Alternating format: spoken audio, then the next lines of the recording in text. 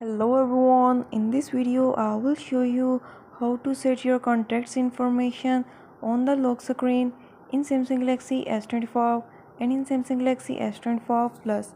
Before starting this video, please subscribe for more videos and watch complete video.